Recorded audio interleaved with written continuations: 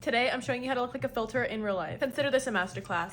Grab your popcorn. I'm gonna start with my eyebrows just because I want to get them out the way. Starting with the Kosas Brow Pop Pencil, I'm just gonna draw a line from the front of my eyebrow over to where it starts to arch. I'm just gonna draw a parallel line at the top of my brow. And we're just gonna take this and form the arch. So now our brows look like this, but we're not done. I'm gonna take the Kosas Nano Pop Pencil and we're gonna fill in the front of my eyebrow. This is dependent on your brow shape, but mine don't have much hair in the middle, so I have to fill it in. Just like that, it's very natural, nothing too crazy. And then I'm gonna take the Rare Beauty Clear Brow Gel and just gently brush over all my brow hairs. I'm gonna take the Westman Atelier Face Trace Contour Stick to add contour lines. I'm using the shade Truffle, and this is where I'd consider my cheekbone to be. I'm literally just gonna put it right on my cheekbone. The reason that I'm doing this is because I feel like when I put it too low, it kind of drags my face down. So keeping it higher up helps enhance your cheekbones and then also make your face look more lifted. Also going to add a bit right here on my temple, because as we blend this out, this will also help lift our eye up. And then I also create this little V shape on my chin. This will help narrow in my face once we create these shadows. I'm also using this to contour my nose, and instead of doing the rainbow shape on our nose,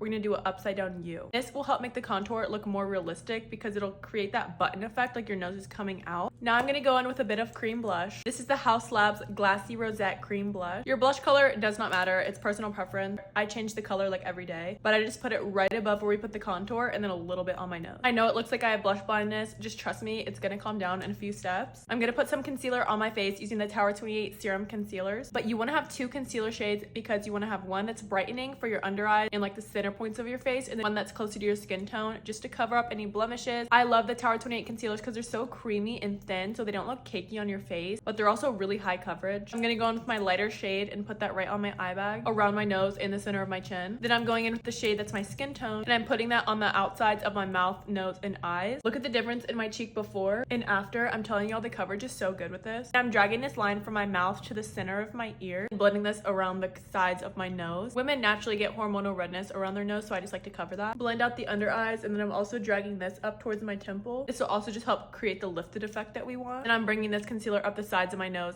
to kind of reverse contour the nose. I just take the excess on the brush over my eyelids because I want to get rid of these veins that I have. And this is something I'm trying to get better at, but I'm also going to add some on my forehead. I'm really forgetful with my forehead makeup. Now we have completed layer 1 of our makeup. I'm going to take some of the Giorgio Armani Luminous Silk Foundation. I'm using the shade 4.5 and just put a little bit on the back of my hand. I'm going to take a flat circular brush, just kind of stipple that across the whole brush evenly. I'm going to stipple this across my whole face. Look at that result.